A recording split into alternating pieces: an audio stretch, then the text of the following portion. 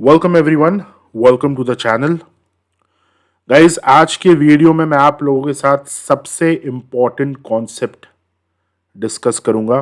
Financial markets में business किस तरह से किया जाता है। फाइनेंशियल मार्केट्स, जिस बाजार में आप ट्रेड करते हैं, इन्वेस्ट करते हैं, इक्विटीज में, कमोडिटीज में, फॉरेक्स में, इस मार्केट का कोर बिजनेस मॉडल क्या है वो हम डिस्कस करेंगे। और इस एक कॉन्सेप्ट ने बहुत सारे रिटेल ट्रेडर्स का पर्सपेक्टिव बिल्कुल चेंज किया है। उनको एक सही आउटलुक मिला है और उनकी अंडरस्टैंडिंग एक बिल्कुल नए लेवल पे पहुंची है, जहां से उनका जो मार्केट को देखने का नजरिया है वो बदला है। और आपकी भी इस वीडियो के एंड में जो अंडरस्टैंडिंग है, आप अभी जिस तरह से बाजार को देख रहे हैं और इस वीडियो के एंड में आप जिस तरह से बाजार को देखेंगे, वो अंडरस्टैंडिंग बिल्कुल एक नए लेवल पर होगी। तो ये जरूरी है कि आप इस वीडियो में जो चीजें मैं आपको बता रहा हूं, जो कंसेप्ट्स मैं आपको बता रहा हूं, आप उन्हें गहराई से समझें। और जहां जहां मैं आपको कुछ नोट डाउन करने के लिए बोल रहा हूं, वहां पे आप नोट डाउन करिए। सो आप इस वीडियो को पॉज कर सकते हैं और एक पेन और एक पेपर लेकर आप बैठिए। जो सबसे पहला स्टेप है वो ये है कि अभी करेंटली आपकी क्या अंडरस्टैंडिंग है बाजार के बारे में। मैं एक एग्जाम्पल से थोड़ा सा यहाँ पे बेस बनाता हूँ पहले, उसके बाद मैं आपको एक एक्टिविटी दूंगा, वो एक्टिविटी आप करेंगे और फिर हम साथ साथ इस पूरे बिजनेस मॉडल को समझेंगे। सो फर्स्ट ऑफ ऑल, एक एग्जाम्पल हम यहां पे लेते हैं। लेट्स से कि आपको ज्वेलरी की शॉप खोलनी है। अब ज्वेलरी की शॉप आपने खोल ली और वहां पे आपने इंस्ट्रूमेंट्स ले लिए बहुत सारे, जैसे रिफ्रैक्टोमीटर हो गया जिससे आप जेम्स को चेक करते हैं। ऐसे ही बहुत सारे इंस्ट्रूमेंट्स आपने ले लिए, लेकिन आपको ज्वेलरी बिजनेस का जो कोर मॉडल है वो आपको नहीं पता। आपको ये नहीं पता है कि आपको जो आपका रॉ मटेरियल है या जो आपके फिनिश्ड प्रोडक्ट्स हैं वो किस सप्लायर से लेने हैं, किस रेट पे लेने हैं, फिर कस्टमर को किस रेट पे बेचने हैं। आपको पूरा बिजनेस मॉडल नहीं मालूम कि सिल्वर कहाँ से लेना है, गोल्ड कहाँ से लेना है, देन जो जेम स्टडेड ज्वेलरी होती है वो कहाँ से लेनी है। आपको कुछ नहीं पता। बस आपने अपने शौक के लिए एक दुकान खुल रही, वहां पे आपने इंस्ट्रूमेंट्स लेके रख लिए। तो आपको क्या लगता है कि सिर्फ आपने इंस्ट्रूमेंट्स ले लिए इसलिए आप सक्सेसफुल हो जाएंगे? जब तक आपको बिजनेस मॉडल नहीं पता, आप सक्सेसफुल नहीं हो सकते।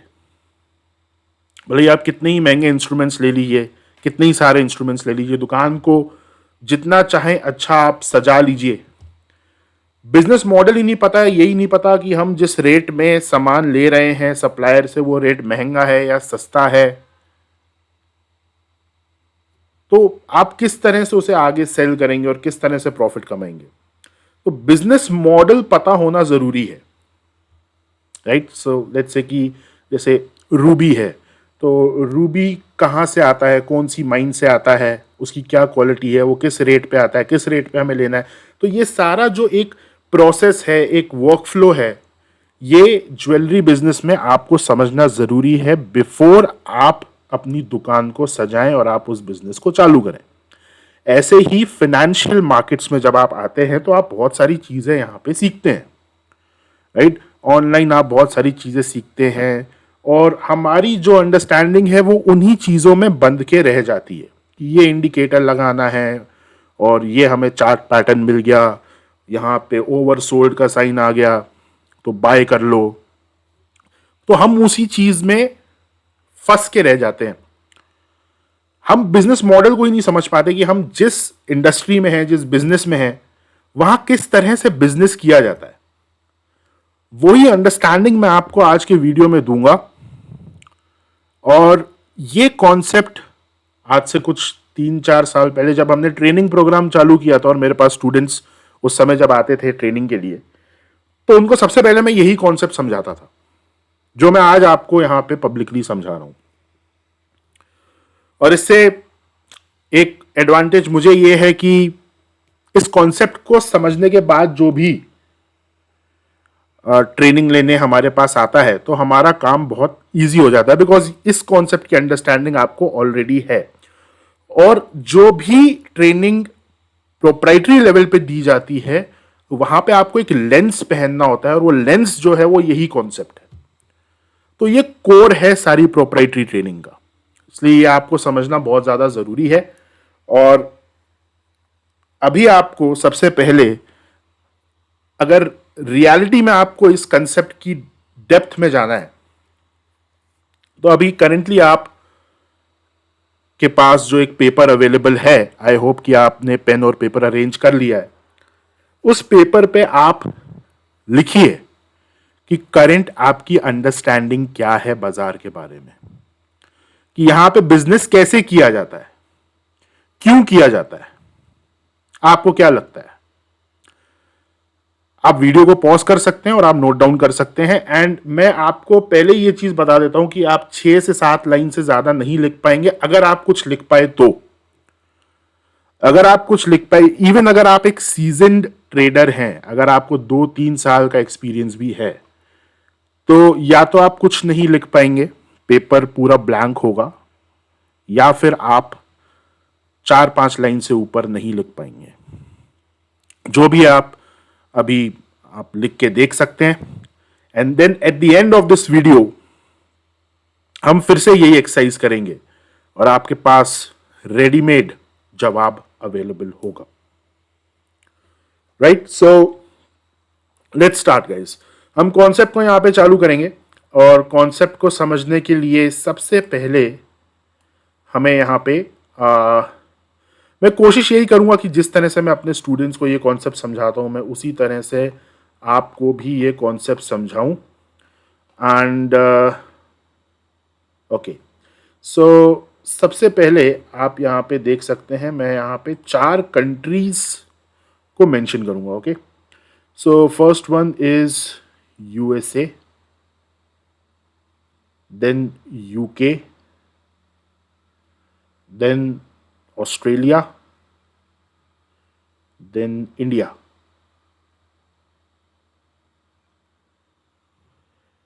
Okay, so USA, UK, Australia and India, हमने यहाँ पे 4 कंट्रीज को मेंशन किया। नाउ आप जब ट्रेडिंग करते हैं तो आप कंट्री लेवल पे करते हैं। सो निफ्टी में जब आप ट्रेड कर रहे हैं तो आप इंडिया लेवल पे कर रहे हैं। राइट, सो ये चीज आपको समझना जरूरी है। नाउ लेट्स से कि यूएसए में अभी करेंटली एक फेज ऐसा है जो हम जिसे कह सकते हैं it is a down phase. Recession word का यूज मैं यहां पे नहीं करूंगा, और ये पूरा एक एग्जाम्पल है। ओके, सो यहाँ पे रिसेशन हम यूज नहीं करेंगे, बिकॉज रिसेशन के मीनिंग बहुत ही अलग होते हैं।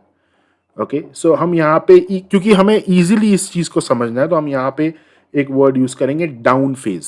ओके, मार्केट डाउन है और ओवरऑल इकोनॉमी डाउन है।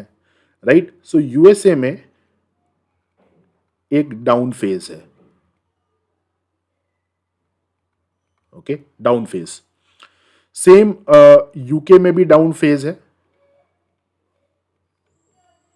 ऑस्ट्रेलिया में न्यूट्रल एक फेज है, मतलब इकोनॉमी ना ज्यादा स्ट्रांग है ना ज्यादा वीक है, it is neutral. So Australia में न्यूट्रल एक फेज है, एंड इंडिया में एक अप फेज है। Okay, so up phase, up phase में क्या होगा, अप फेज में economy is booming. Okay, so down phase में इकोनॉमी थोड़ा सा इकोनॉमी में एक फॉल आएगा। न्यूट्रल फेज में ना ज्यादा ऊपर है ना ज्यादा नीचे है, और अप फेज में इकोनॉमी ऊपर है। ओके, नाउ क्योंकि यूएसए में डाउन फेज है, सो यहां पे लेट्स से एक कंपनी है एबीसी, जो कि पब्लिक लिमिटेड कंपनी है। इसका मतलब यह है कि इसके शेयर्स जो हैं वो एक्सचेंज में ट्रेड होते हैं। सो एबीसी कंपनी का जो फेयर मार्केट प्राइस है दैट इज $100। बट क्योंकि यहां पे अभी डाउन फेज चल रहा है, ओवरऑल इकोनॉमी जो है वो डाउन है, इसलिए इस कंपनी का जो प्राइस है वो भी थोड़ा सा उसमें एक फॉल देखने को मिला है और करेंटली वो $80 पे ट्रेड हो रहा है because of down phase. Overall economy में फॉल है तो स्टॉक मार्केट में भी फॉल है एंड इस कंपनी के प्राइजेस में भी फॉल है। सो ये फेयर वैल्यू है $100 और ये अभी करंट वैल्यू है $80। सेम यूके में भी डाउन फेज है। सो लेट्स से यहां पे एक कंपनी है XYZ और इस कंपनी का जो एक फेयर वैल्यू है दैट इज $50। सो यहां पे हम डॉलर्स को कॉमन डिनोमिनेशन में ले रहे हैं।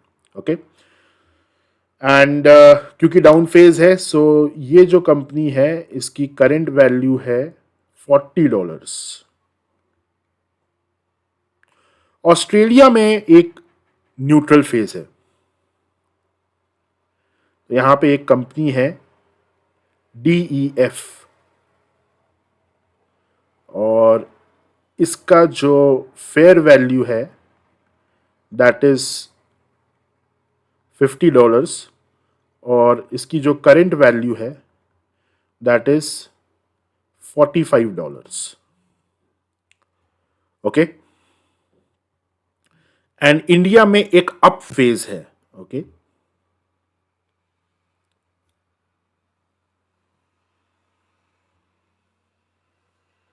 तो यहां पे एक कंपनी हम ले लेते हैं HIJ। ओके इसकी जो फेयर वैल्यू है दैट इज $100 और इसकी जो करंट वैल्यू है दैट इज $150। राइट सो यहां पे अप फेज है। सो अप फेज में बिकॉज इकोनॉमी में एक बूम है सो दैट इज वाई यहां पे करंट वैल्यू जो है वहां पे ₹50 का इंक्रीमेंट हमें देखने को मिला है। यूएसए में हमें प्राइजेस कम दिख रहे हैं, यहां पे $20 कम है। राइट सेम यूके में भी $10 कम है बिकॉज दोनों में डाउन फेज है। ऑस्ट्रेलिया में न्यूट्रल फेज है और इंडिया में क्योंकि अप फेज है इसलिए $50 हमें ज्यादा देखने को मिल रहा है यहां पे। ओके सो आई होप कि आपको ये सारी चीजें समझ में आ गई हैं। नाउ मैं एक प्रोफेशनल ट्रेडर हूं या मैं एक इन्वेस्टर हूं। ओके सो अब हम यहां पे समझते हैं कि मार्केट में जब आप बिजनेस करते हैं या इवन किसी भी इंडस्ट्री में जब आप बिजनेस कर रहे हैं तो आपके पास दो मॉडल्स होते हैं काम करने के। जो सबसे कॉमन मॉडल है दैट इज बाय चीप। ये वर्ड यहां पे अभी सही नहीं है, आपको समझाने के लिए मैं ये वर्ड यूज कर रहा हूं। इसका जो प्रॉपर वर्ड है वो मैं आपको आगे एक्सप्लेन करूंगा। सेल एक्सपेंसिव, सस्ता खरीदो महंगा बेचो।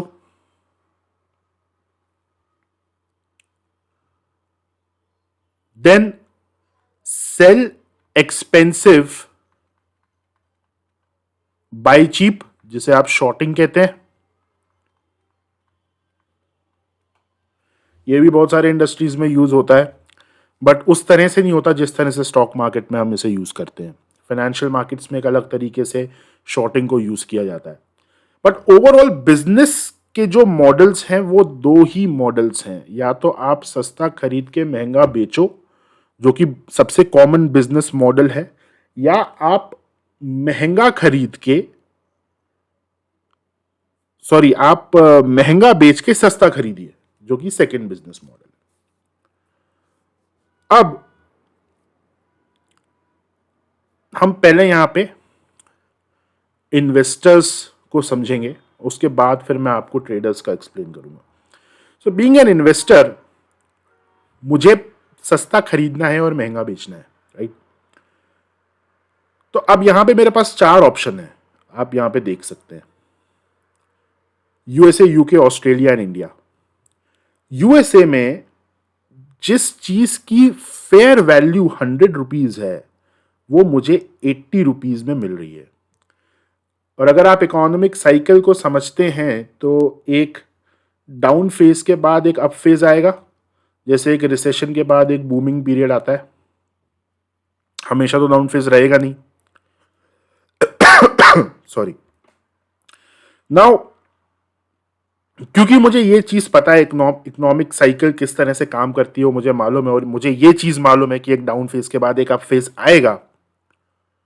और अगर मैं फेयर वैल्यू को यहां पे समझ पाता हूं तो फेयर वैल्यू वो वैल्यू होती है कि हर इकोनॉमिक अनसर्टेनिटी को अकाउंट करने के बाद आप एक पर्टिकुलर कंपनी के शेयर को किस प्राइस पे वैल्यू कर रहे हो, किस डॉलर अमाउंट पे वैल्यू कर रहे हो, that is the fair value.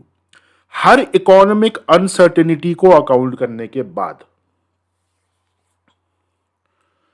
तो मुझे ये चीज मालूम है कि ये जो $80 है ये एटलीस्ट $100 तक तो आएगा ही आएगा जब मार्केट में एक अप फेज आएगा। 100 से भी ऊपर जाएगा, बिकॉज इंडिया में देखिए फेयर वैल्यू से ऊपर है अभी करंट जो वैल्यू है, दैट इज $150। सो ये $80 एटलीस्ट $100 तक आएगा, that is for sure, that is for sure, अगर मेरी फेयर वैल्यू सही है तो मुझे यहां पे ये चीज पता है कि $20 का तो प्रॉफिट है।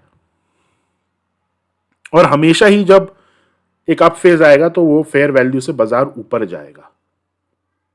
देन यूके में अगर मैं देखता हूं यहां पे भी एक डाउन फेज है, तो जिस चीज की फेयर वैल्यू $50 है वो मुझे $40 में मिल रही है।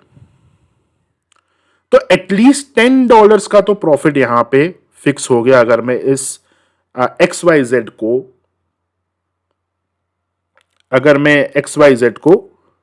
$40 में परचेज करता हूं तो।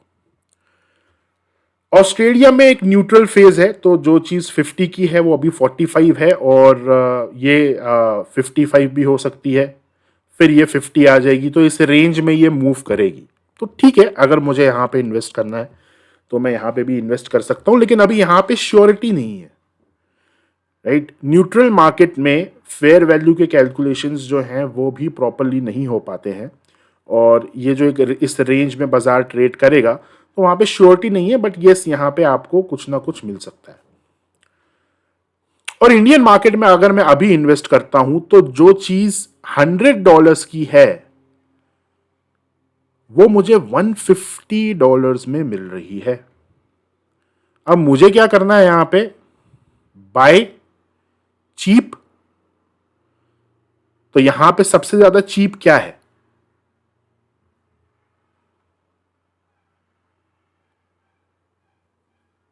$80 या $40, राइट। तो मेरी प्रायोरिटी यहां पे क्या होगी, मेरी प्रायोरिटी होगी कि मैं यूएसए के मार्केट में इन्वेस्ट करूं और यूके के मार्केट में इन्वेस्ट करूं, जहां पे मेरे पास एक श्योर प्रॉफिट है। यहां पे $20 का, यहां पे $10 का। इंडियन मार्केट में क्या मैं इन्वेस्ट करूंगा, यहां पे तो मुझे अभी बाय एक्सपेंसिव हो रहा है। जो फेयर जिस चीज की वैल्यू $100 है वो मुझे $150 में मिल रही है, तो दिस इज एक्सपेंसिव। तो मैं यहां पे अभी इन्वेस्ट नहीं कर सकता हूं बिकॉज मार्केट अप है, तो मार्केट इज एक्सपेंसिव।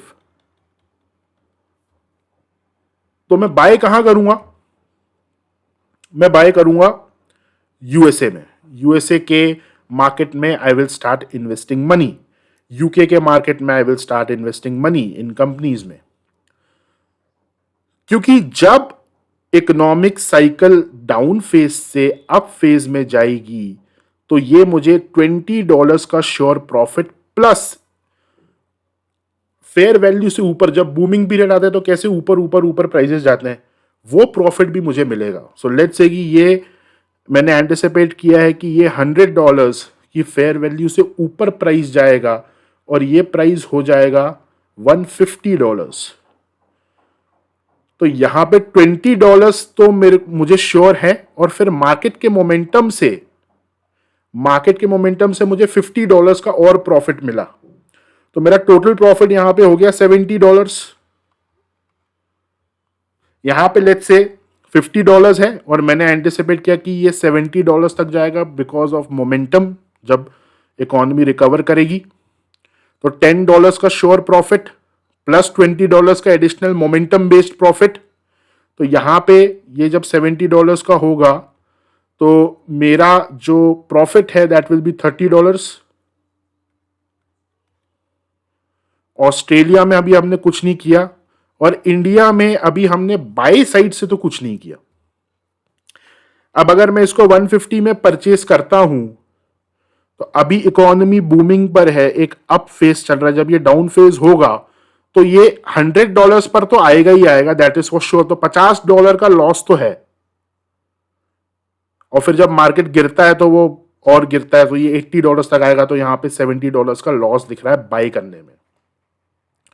अगर सेल एक्सपेंसिव बाई चीप वाले मॉडल में जाना है तो यहां पे सोचा जा सकता है, बट अभी हम इन्वेस्टर्स पॉइंट ऑफ व्यू से डिस्कस कर रहे हैं, ट्रेडिंग पॉइंट ऑफ व्यू से नहीं। सो इन्वेस्टर्स के पास वो ऑप्शन नहीं है। So investors can not do short selling, they can only buy. Traders can do short selling, है ना। तो एक अगर अप फेज में मार्केट है, एक एक्सपेंसिव मार्केट है, वहां पे ट्रेडिंग की जाती है। तो मैं इस $150 वाले वाली कंपनी को आई कैन शॉर्ट। बट अभी हम इन्वेस्टिंग पॉइंट ऑफ व्यू से डिस्कस कर रहे हैं, सो मैं सिर्फ एक आपको आइडिया देने के लिए यहां पे बता रहा हूं। तो इस तरह से इसको देखा जाता है। नाउ आपको ये चीज समझ में आई कि हमने क्यों यूएसए में और यूके में we took a buy decision, because we are working on this business model. अब यहां पर एक बहुत इंटरेस्टिंग पॉइंट है, और वो इंटरेस्टिंग पॉइंट ये है, ये वर्ड, इसे समझते हैं। मैंने आपको अभी ये चीज बताई थी शुरुआत में कि ये वर्ड मैं यहां पे आपको समझाने के लिए यूज कर रहा हूं। This is not the right word, लेकिन क्योंकि आपको समझ में आया इसलिए हमें वो वर्ड यहां पे यूज करना पड़ रहा है।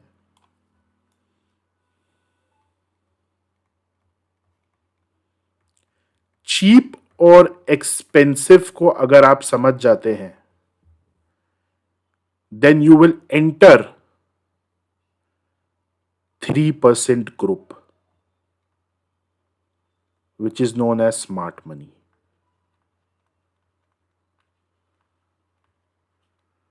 सिर्फ अंडरस्टैंडिंग से, बिकॉज चीप और एक्सपेंसिव को जो समझ गया, he is a professional trader.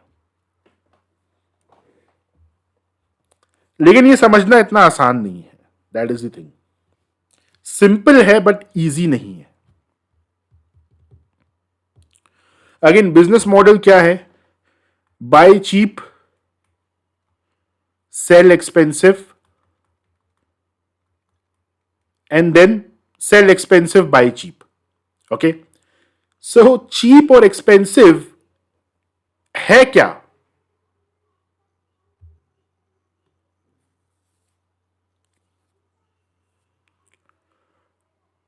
Okay,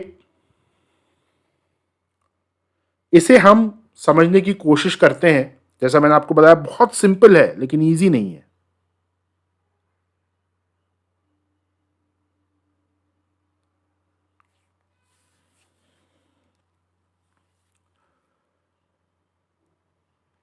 cheap का मतलब होता है सस्ता, राइट? अगर हम नॉर्मल भाषा में समझें। लेकिन मार्केट में हम एक वर्ड यूज करते हैं यहां पे, और उस वर्ड को बोला जाता है डिस्काउंट।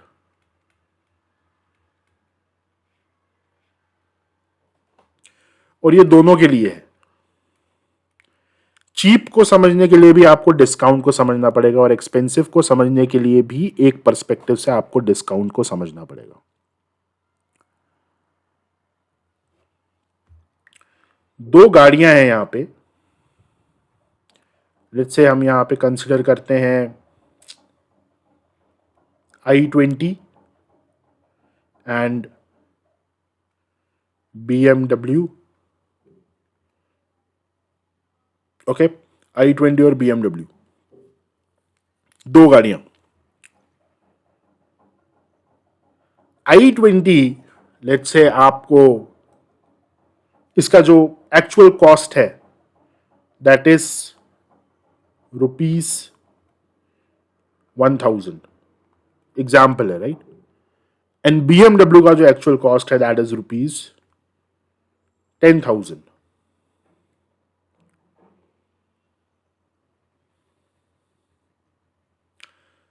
BMW अभी करेंटली आपको एक डिस्काउंट के साथ मिल रही है एट ₹9,000। i20 अभी आपको करेंटली एक प्रीमियम के साथ मिल रही है दैट इज 1,500। ये इसकी एक्चुअल कॉस्ट है और ये इसकी करंट कॉस्ट है। क्वेश्चन यहां पर यह है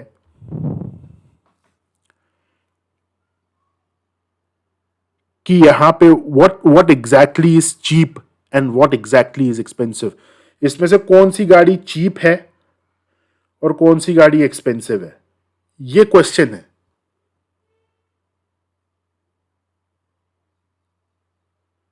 अगर आपको गाड़ी खरीदनी है और आपके पास ये दो ऑप्शन है, बहुत ही सिंपल सा एग्जांपल है ये, तो यहां पे चीप क्या है और एक्सपेंसिव क्या है।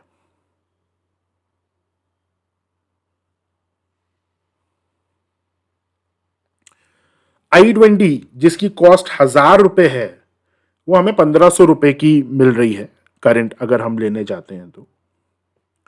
BMW जिसकी कॉस्ट ₹10,000 है वो हमें ₹9,000 की मिल रही है। सो हम यहां पे अगर प्राइजेस को कंपेयर करें यहां पे, सो वी हैव एक ऑप्शन में हमें ₹1,500 की एक गाड़ी मिल रही है एंड सेकेंड हमें ₹9,000 की एक गाड़ी मिल रही है। So this is face value पे जो हम प्राइजेस को कंपेयर कर रहे हैं वो हमें 1,500 और 9,000 को कंपेयर करना है और हमें यह पता लगाना है कि चीप क्या है और एक्सपेंसिव क्या है। यहां पर आप किस तरह से अप्रोच बना के इसको स्टडी करेंगे, बिकॉज ये यहां पे इस एग्जाम्पल में ये डिटरमाइन करना थोड़ा सा इजी होगा, बट मार्केट में यही चीज काफी डिफिकल्ट हो जाती है। यहां पे BMW is cheap, i20 is expensive.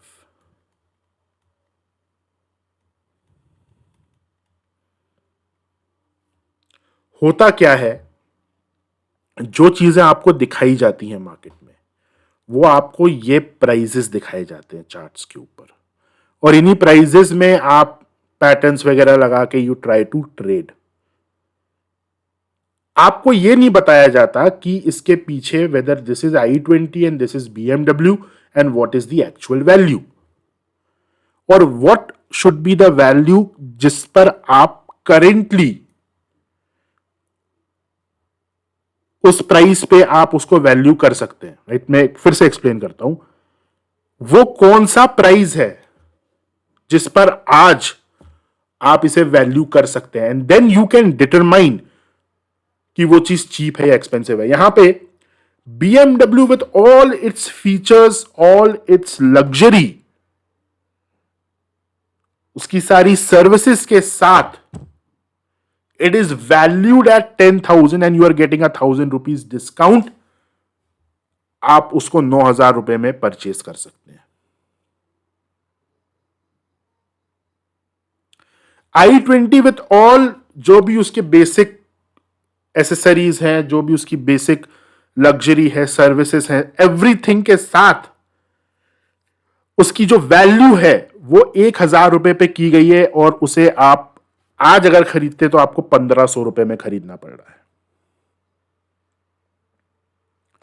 तो अगर हम सिर्फ प्राइजेस को देखते हैं तो प्राइजेस में तो 1,500 रुपए एक चीप प्राइस है, 9,000 रुपए एक्सपेंसिव प्राइस है, राइट? Quite simple. 9,000 रुपए की एक चीज है, दूसरी चीज 1,500 रुपए की है, दोनों में से एक्सपेंसिव कौन सा है? तो 9,000 रुपए वाला एक्सपेंसिव है। लेकिन उस 9,000 रुपए में आपको एक ऐसी चीज मिल रही है जिसकी एक्चुअल वैल्यू 10,000 है, और 1,500 रुपए में आपको एक ऐसी चीज मिल रही है जिसकी एक्चुअल वैल्यू 1,000 रुपए है। तो अगर आप 1,500 वाली चीज खरीदते हैं तो आपने 500 रुपए ज्यादा दे दिए और आपको लॉस हो गया, और 9,000 रुपए वाली चीज आप खरीदते हैं तो आपने 1,000 रुपए कम दिए हैं और आपको वहां पे प्रॉफिट हो गया। आपको आई होप समझ में आ रहा है।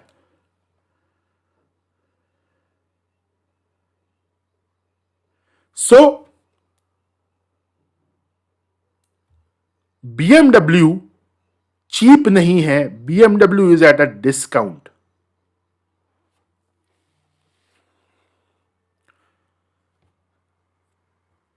एन i20 एक्सपेंसिव है, बट हम यहां एक्सपेंसिव वर्ड यूज नहीं करेंगे, वी विल दूसरा वर्ड हम यहां पे यूज करेंगे, प्रीमियम। BMW डिस्काउंट पे है और i20 जो है वो एक प्रीमियम पे है,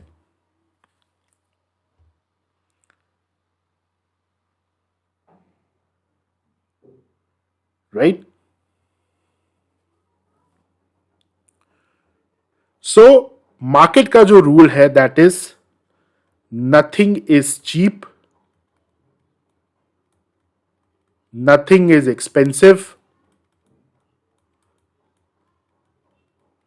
it all depends upon value. अब देखिए यहां पे 9,000 रुपए की चीज हमारे लिए एक्सपेंसिव नहीं, सस्ती है। 1,500 रुपए की चीज हमारे लिए सस्ती नहीं, महंगी है। क्यों? Because of value. अगर वैल्यू को हटा दे तो 1,500 रुपए वाली चीज ज्यादा सस्ती है, राइट? i20 का जो कंफर्ट है BMW से हम जब मैच करते हैं तो वो वैल्यू ही तो है जो हमें BMW में ज्यादा मिल रही है, और उसकी वजह से वी आर रेडी टू पे मोर फॉर अ BMW अगर हम उसे ओरिजिनल प्राइस पे खरीदते हैं। बट बिकॉज वही चीज हमें एक डिस्काउंट पे मिल रही है, जो 1,000 रुपए का डिस्काउंट है, that has become a cheap option for us as businessman to invest in that particular asset.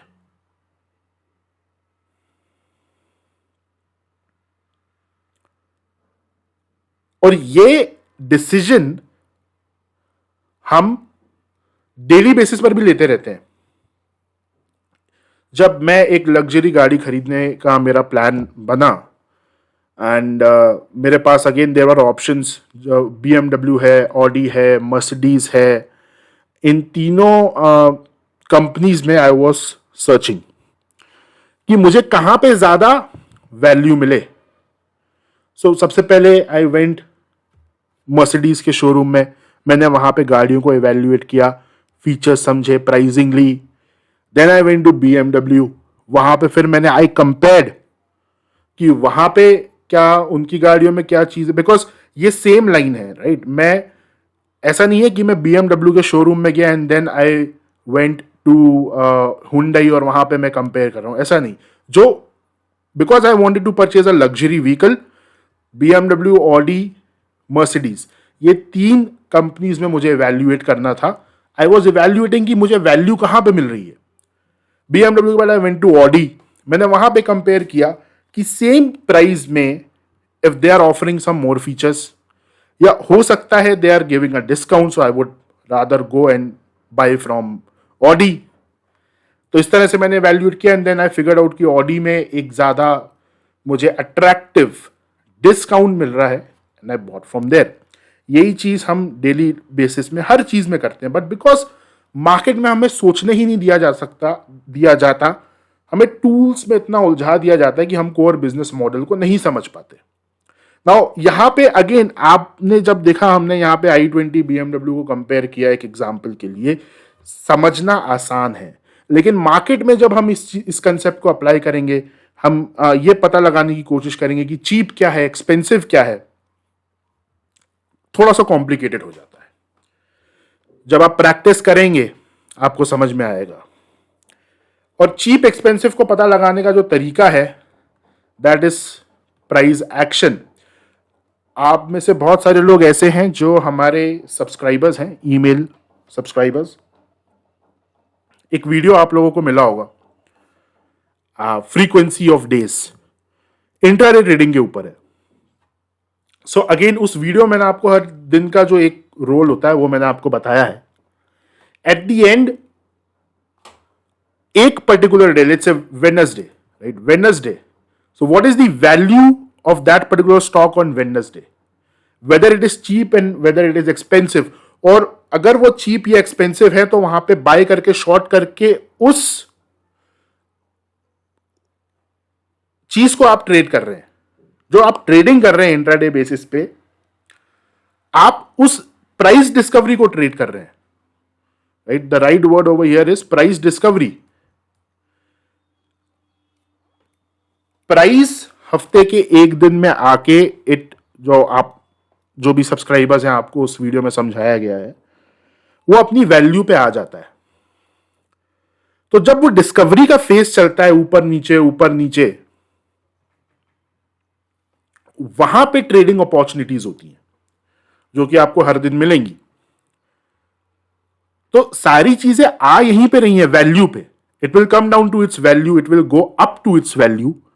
लेकिन जब वो डिस्कवरी फेज चल रहा है, then you are buying and you are shorting based on institutional presence. Because again institutional presence का पूरा objective है, that is to make profits in that discovery phase and then eventually come down and close at value. आपको ये उस video में clearly explain करा गया है।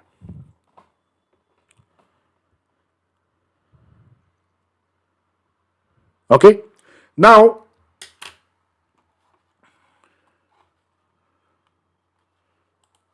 अगर आपको ये चीज समझ में आई, देन हम वापस यहां पर आते हैं और हम एक ट्रेडर के पर्सपेक्टिव से भी जो डिफरेंसेस हैं यहां पे, उस चीज को हम समझने की कोशिश करते हैं from the perspective of trader. Now trader is a momentum based player. Okay, investor is not a momentum based player. क्योंकि ट्रेडर एक मोमेंटम बेस्ड प्लेयर होता है, इसलिए ये मॉडल भी ट्रेडर अप्लाई कर सकता है जो इन्वेस्टर्स नहीं कर पाते, that is sell expensive buy cheap. Now India will be the best market for a trader अगर ये एक अप फेज में है। Why? Because of momentum.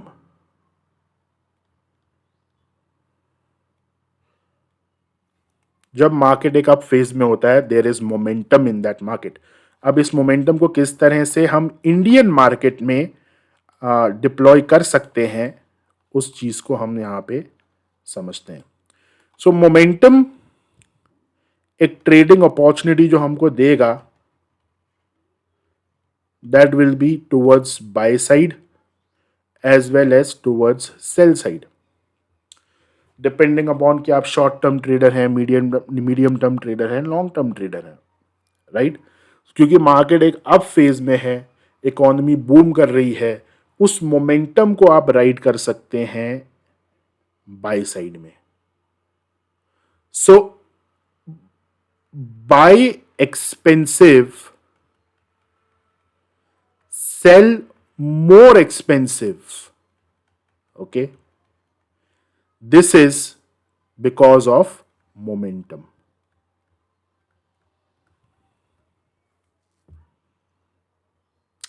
And then when you are selling more expensive, जो यहां से आ रहा है, you will automatically buy cheap अगर आप शॉर्ट कर रहे हो तो. Again this is because of momentum.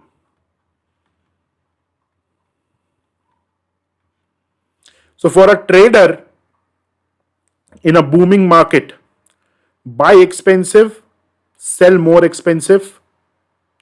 और जब आप sell more expensive कर रहे हो तो automatically then you have to buy cheap if you are shorting.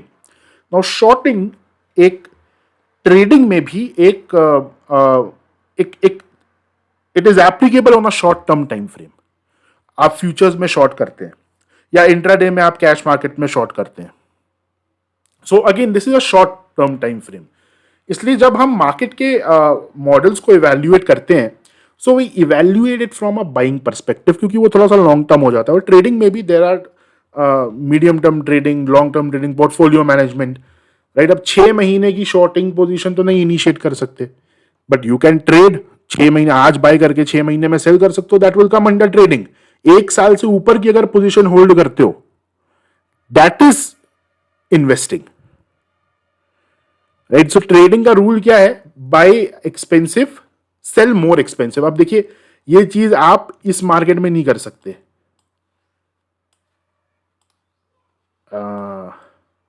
Okay, USA के मार्केट में जो which is in down phase. So हम यहां पे $80 पे हैं and we can not say कि sell at $80 and then buy at $60. वहां यहां पे भी मोमेंटम होगा. The momentum will be down momentum. Okay, because ऊपर वाले फेज में नीचे वाले फेज में दोनों में मोमेंटम है. एक जगह ऊपर का मोमेंटम है, एक जगह नीचे का मोमेंटम है. लेकिन क्योंकि शॉर्ट नहीं किया जा सकता यहां पे, है ना, 6 महीने की पोजीशन हम शॉर्ट पे नहीं बना सकते कि ये और $20 नीचे आएगा then we will buy it. So इसलिए एक ट्रेडर के लिए, एक मोमेंटम बेस्ड ट्रेडर के लिए, if you are buying on a buying side या जो आप शॉर्टिंग भी करते हैं on a shorter time frame, this market is much more suitable. यहां पे आप अगेन शॉर्ट टर्म, आप अगर ट्रेडर हैं एंड यू आर शॉर्टिंग, आप 15 दिन की एक शॉर्ट पोजीशन बना के चल रहे हैं, 20 दिन की शॉर्ट पोजीशन बना के चल रहे हैं, इंट्राडे कर रहे हैं शॉर्ट साइड पे और बाई साइड पे भी अगर इंट्राडे कर रहे हैं तो फिर बाइंग अपॉर्चुनिटीज भी यहां पर आ जाएंगी. देन ये दोनों मार्केट भी आपके लिए सूटेबल हो जाएंगे फॉर अ ट्रेडर. तो ट्रेडर के लिए हर मार्केट सूटेबल होता है, राइट. मीडियम टर्म ट्रेडर के लिए every market is suitable for a trader. For an investor ये सारी चीजें. बट ओवरऑल यहां पे आपको ये समझ में आया होगा कि बिजनेस क्या है. What is the business of financial market. किस तरह से हम यहां पे चीजों को इवैल्यूएट करते हैं. And discount is the word which gives us money.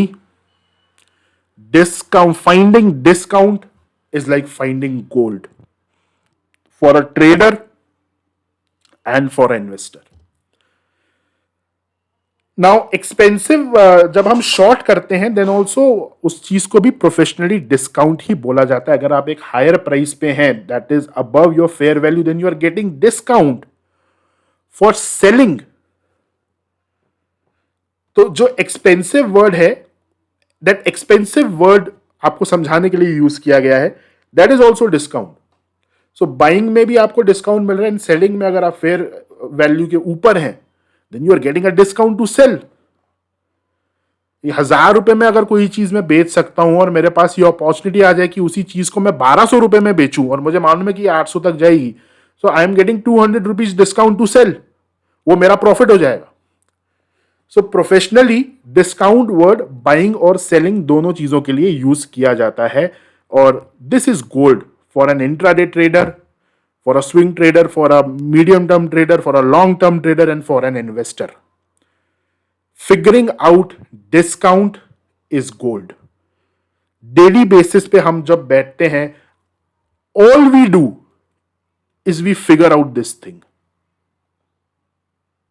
And the best way to do this is through proprietary price action. Now मैंने आपको ये चीज बोली थी कि ये कंसेप्ट मैं आपको इसलिए समझा रहा हूं because things will become much easier for us जब आप ट्रेनिंग लेने आएंगे. बिकॉज आप जो भी कॉन्सेप्ट मेंटरशिप में सीखते हैं आपको इस लेंस के साथ उन कंसेप्ट्स को देखना होता है. This is a lens. इस लेंस को पहनने के बाद ही हर कंसेप्ट को आपको देखना है. सो ये लेंस आपने पहन लिया and then you study each and every concept. आपकी अंडरस्टैंडिंग कभी गलत हो ही नहीं सकती एंड यू आपका जो लर्निंग कर्व है वो बहुत छोटा हो जाता है. You can start trading professionally within months. Okay, इसलिए ये कंसेप्ट को समझना जरूरी है. This is the business model. So I hope आपको समझ में आया एंड आपके पास now there is another paper जो हो सकता है इसके पहले ब्लैंक हो या उसमें कुछ ऐसी चीजें लिखी हो जो गलत हो. जब मैंने आपको बोला था आप अपनी ऑब्जर्वेशन लिखिए, बिजनेस मॉडल आपको क्या लगता है किस तरह से काम करता है. अब दोबारा से उसी पेपर के पीछे करंट ऑब्जर्वेशन आप लिखिए और आपको डिफरेंस समझ में आएगा कि आपकी अंडरस्टैंडिंग आप किस लेवल पे है. So that will be all for this video guys. Thank you so much.